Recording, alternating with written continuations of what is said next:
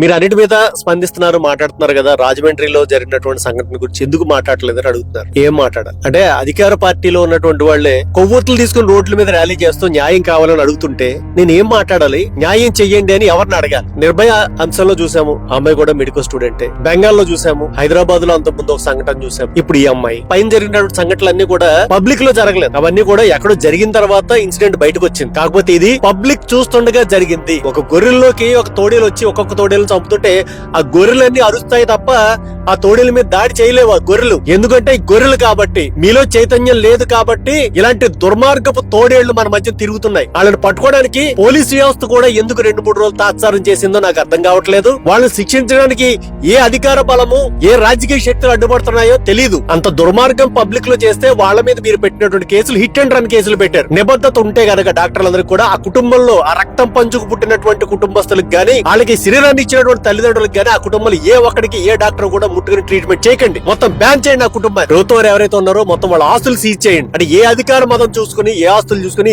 ఏ డబ్బు మతం చూసుకుని ఇలాంటి అకృత్యాలకు పాల్పడుతున్నారో ఆ ఆస్తులు మీరు స్వాధీనం చేసుకోండి. అది కదా మీరు చేయాల్సింది. కొవ్వొత్తులు పట్టుకుని రోడ్డు మీద ర్యాలీలు చేస్తారా? ఎవరికి సార్ ఉపయోగం? మీరు ఎంత న్యాయం చేసినా ఆ ఉన్నటువంటి దరిద్రపు ఎదవలకి శిక్ష వేసినా సరే అమ్మాయి తిరిగి రాదు. ఆ తండ్రి శోకాన్ని మీరు తీయలేరు. కనీసం ఇంకొక 10 మంది తల్లిదండ్రులు, ఇంకొక 100 మంది అమ్మాయిలు ఇలాంటి అకృత్యాలకి, ఇలాంటి ఎదవలకి బలైపోకుండా కనీసం కాపాడండి. ఎప్పటికైనా సరే కళ్ళు తెరిచి కాపాడండి. ఇది నా ఆవేదన. అంటే ఇది నేను ఒక ఆవేదనతో మాట్లాడతాను. ఎవరో తప్పు పట్టాలని కానీ రాజకీయంగా విమర్శ చేయాలని మాట్లాడలేదు నేను. ఆ సంఘటన జరిగిన రోజు నుంచి ఇప్పటి వరకు నేను పడుకుని 3-4 రోజులు అవుతుంది. తెలియని ఆవేదన, బాధ, ఈ బాధ్యత, ఈ జవాబుదారీతనం నాయకులకు మీకు ఉండాలి, పోలీస్ వ్యవస్థకు ఉండాలి, ప్రతి ఒక్కరికి ఉండాలి. ఇది ఎవరికో సంబంధించింది కాదు. మీలో ఉన్నటువంటి ఒక వ్యక్తి చనిపోయింది.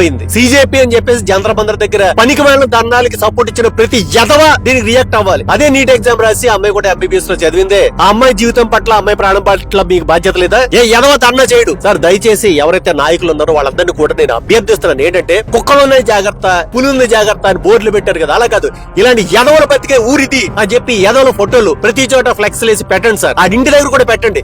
ఇలాంటి ఎదవలు ఎక్కడ బతుకుతున్నారు, ఈ ఎదవలు బతికేటటువంటి ప్లేస్ ఇది అనేటటువంటి బ్యానర్లు పెట్టండి. ఇలాంటి ఎదవలకు అన్నందుకు ఆ తల్లిదండ్రులు తల దించుకునేలా బుద్ధి వస్తుంది. ఆ పని చేయండి సార్. దయచేసి అమాయకుల యొక్క ప్రాణాలు కాపాడండి. లేని కులం గురించి, మతం గురించి రోడ్డు ఎక్కుతారు కదా, ఒక ప్రాణం గురించి రోడ్డు ఎక్కలేరా? ఒక అమాయకురాలు చనిపోయింది, ఆ అమ్మాయి గురించి రాలేరా? ఈ బాధ ఎవరు తీరుస్తాడు? సంబంధం లేకపోతే నాకే ఎంత బాధ ఉంటే ఆ కన్న తండ్రికి ఎంత బాధ ఉంటుంది? ఎవరైతే రాజమండ్రి వాసులు ఉన్నారో వాళ్ళందరికీ కూడా సాష్టాంగ దండ ప్రణామాలు చేసి మరీ అడుక్కుంటున్నాను. దయచేసి ఈ విషయం మీద రియాక్ట్ అయి చావండి. ఇన్ఫ్లుయెన్సర్లు అనేవి ఉంటారు కదా, మీరందరూ కూడా వెళ్ళి ఫోటోలు దిగుతున్నారు కదా, సెల్ఫీలు దిగుతున్నారు కదా, కనీసం ఒక పోస్ట్ పెట్టి చావండి. కనీసం ఎప్పటికైనా మీలో మనిషి ఉన్నాడు, మనిషి బతుకున్నాడు అనేటటువంటి విషయాన్ని తెలియజెప్పండి. నా ఆవేశాన్ని అర్థం చేసుకుని దయచేసి తప్పుగా తీసుకోకండి.